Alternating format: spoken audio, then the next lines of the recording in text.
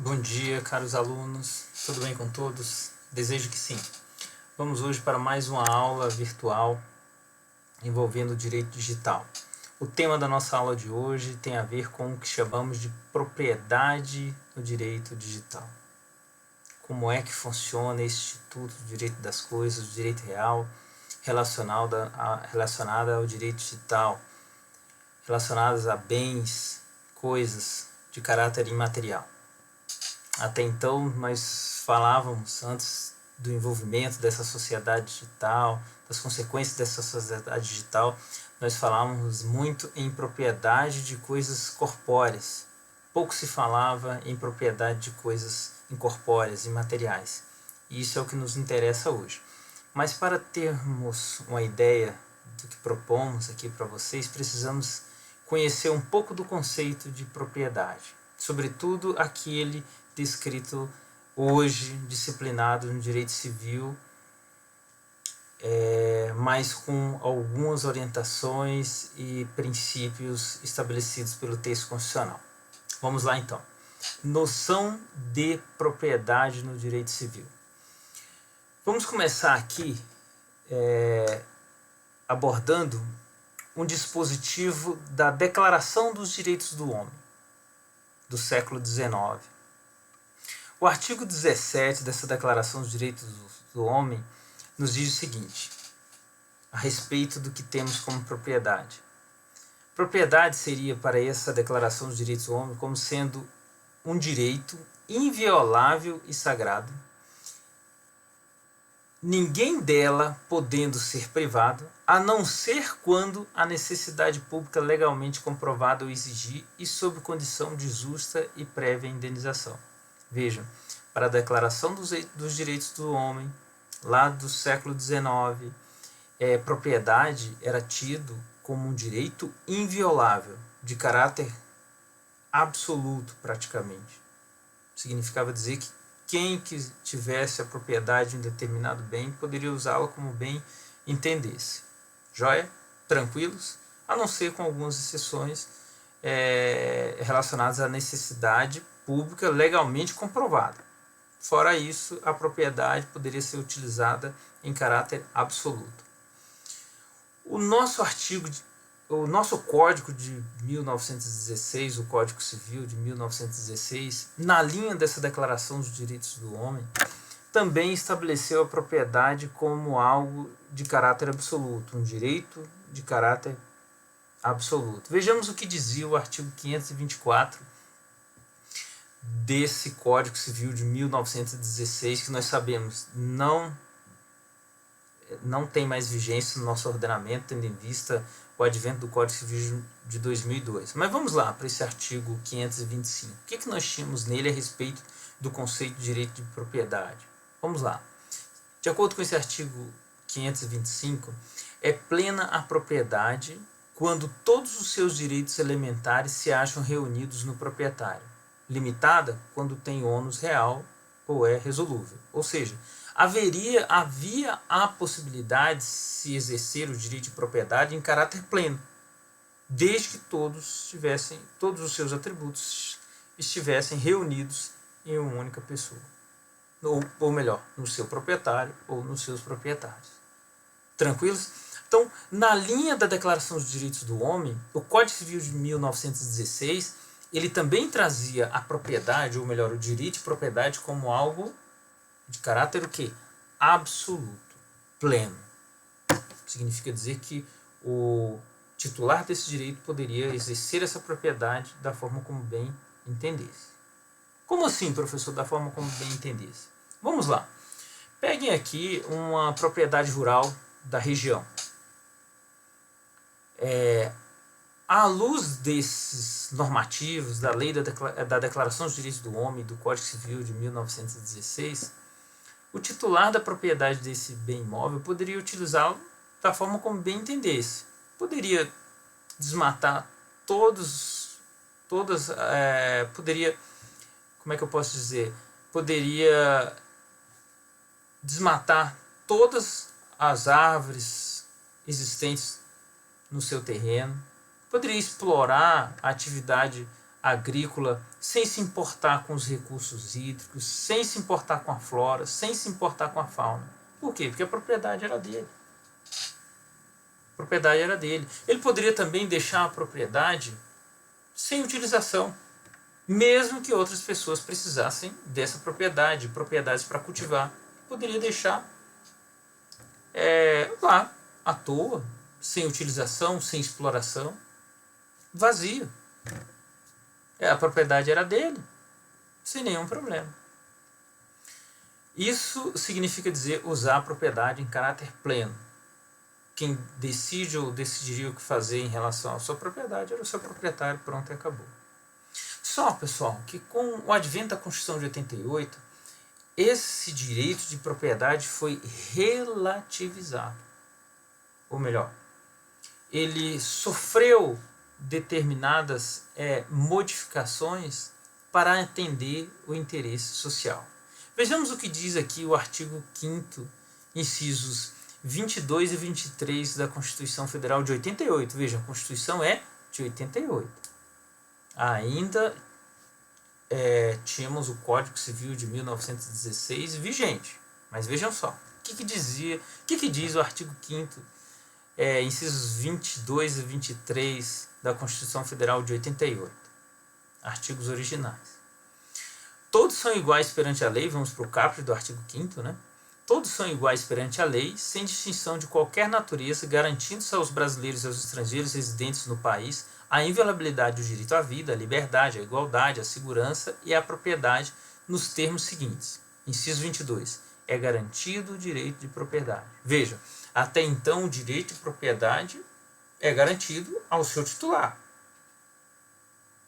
Não detectamos aqui as expressões direito inviolável e sagrado ou direito pleno, mas sim uma garantia ao direito de propriedade.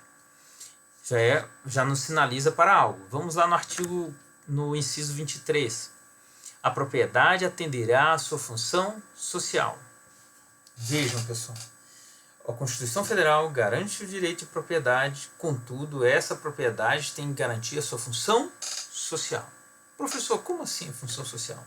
Significa dizer, pessoal, que todo aquele que é titular do direito de propriedade, de um bem imóvel ou imóvel, sobretudo dos bens imóveis, o exercício desse direito tem que cumprir sua função social. Significa dizer o seguinte: se é um imóvel urbano e está na área de habitação, ele tem que servir para uma habitação. Do contrário, ele não estará cumprindo a função social. E se não cumprir sua função social, há instrumentos para tanto, como aumentar a alíquota do IPTU, determinar o parcelamento obrigatório, tem que cumprir sua função social. Se você hoje chega em uma determinada região da sua cidade e consegue verificar várias casas sendo construídas, mas lotes vazios, esses lotes vazios naquela região urbana não estão cumprindo a sua função social. E se for um imóvel rural? O imóvel rural também deve cumprir a sua função social. Deve ser produtivo, deve obedecer às regras do meio ambiente, deve obedecer às regras trabalhistas. Do contrário, se não obedecer esses tópicos que citei para vocês, regras do meio ambiente, regras trabalhistas, produtividade, não estará cumprindo a sua função social. Vejam, o texto constitucional nos trouxe um vetor, um direito, uma garantia, mas essa garantia será exercida de acordo com a função social da propriedade. Ou seja, o direito de propriedade é garantido constitucionalmente. Contudo, essa propriedade tem que necessariamente atender a sua função social. Não foi por outra razão que o Código Civil de 2002 trouxe no seu artigo 1228, parágrafos 1º e 2º, o seguinte: parágrafo 1º. O direito de propriedade deve ser exercido em consonância com suas finalidades econômicas e sociais, e de modo que sejam preservados, de conformidade com o estabelecido na lei especial, a flora, a fauna, as belezas naturais, o equilíbrio ecológico e o patrimônio histórico e artístico, bem como evitada a poluição do ar e das águas. Parágrafo 2º. São defesos os atos que não trazem ao proprietário qualquer comodidade ou utilidade e sejam animados pela intenção de prejudicar outrem. Vejam, cumprir a função social de uma propriedade é isso. É obedecer o quê, pessoal? As regras, a conformidade estabelecida em lei, não prejudicar a flora, a fauna, as belezas naturais, manter o equilíbrio ecológico e o patrimônio, e preservar o patrimônio histórico e artístico, bem como evitar a poluição do ar e das águas. Isto é cumprir a função social. Então, o direito de propriedade hoje ele é garantido constitucionalmente, contudo, deve atender à sua função social. E atenderá à função social se cumpridos esses requisitos em sentido lato aí previsto no parágrafo 1º do artigo 1228 do Código Civil de 2002. Tranquilos? Joia? Vamos lá. Continuando.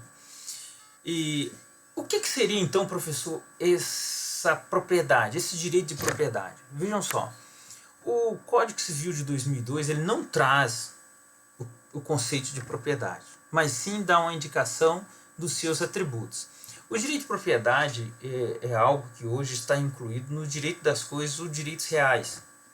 Lá no artigo 1225, tema que vocês estudarão mais adiante, em um dos módulos do direito civil, vocês vão se deparar com esse conceito de direito de propriedade.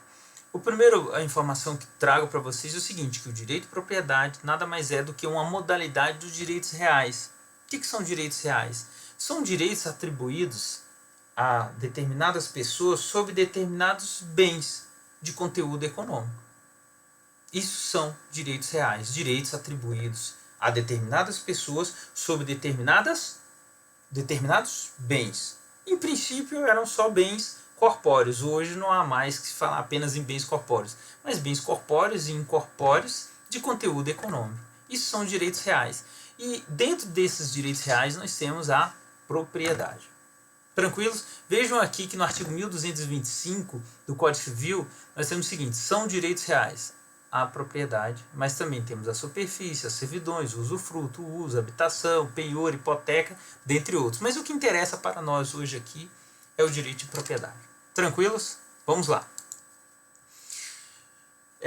Como disse, o direito de propriedade ele não é conceituado no Código Civil de 2002. Mas vejamos o que o Código Civil de 2002 nos traz a respeito dessa propriedade. Ele nos traz algo relacionado a proprietário. Vejamos, o artigo 1228, o que nós temos aqui? O proprietário tem a faculdade de usar, gozar e dispor da coisa ou o direito de reavê-la do poder de quem quer que injustamente a possua ou detenha.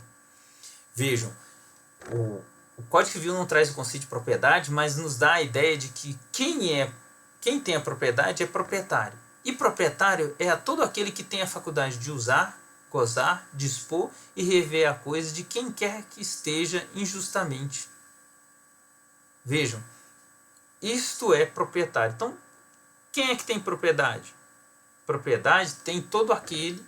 O que é propriedade? Propriedade é um direito conferido a alguém, chamado de proprietário, conferindo-lhe a faculdade de usar, gozar, dispor da coisa e também de reavê-la. Isso é o que nós temos que podemos utilizar como conceito de propriedade. Propriedade é um direito atribuído a alguém que lhe confere a faculdade de usar, gozar, dispor e de reaver. Tranquilos? Perfeito? Aqui eu chamo a atenção para vocês para o seguinte. Propriedade não é o mesmo que posse. Viu, pessoal? Propriedade difere-se de posse. De acordo com o Código Civil de 2002, proprietário, possuidor, é todo aquele que tem, de fato, o exercício pleno ou não de algum dos poderes inerentes à propriedade. E quais são esses poderes inerentes à propriedade? Usar. Alguém que está usando um determinado bem não sendo proprietário dele, tem a posse. Alguém que está gozando de um determinado bem, mas não sendo proprietário dele, tem a posse. Tranquilos? Então, possuidor é uma coisa, proprietário é outra. Claro que mais à frente vocês vão verificar que o possuidor também terá a possibilidade de se valer de algumas ações para garantir sua posse, mesmo não sendo proprietário. Tranquilos? Mas não vamos adentrar nesse assunto, que ele é um pouco mais complexo e exige mais tempo para debatermos e tem muito a ver com o direito real e o direito das coisas. Perfeito? Tranquilos. Mas, professor, o que seriam esses atributos da propriedade que nos traz o Código Civil? Usar, gozar, dispor e reaver. Então, todo aquele que possui a faculdade sobre um determinado bem de usar, gozar, dispor e reaver pode ser chamado de proprietário. Esse proprietário terá o direito de propriedade, o que estamos tratando hoje aqui.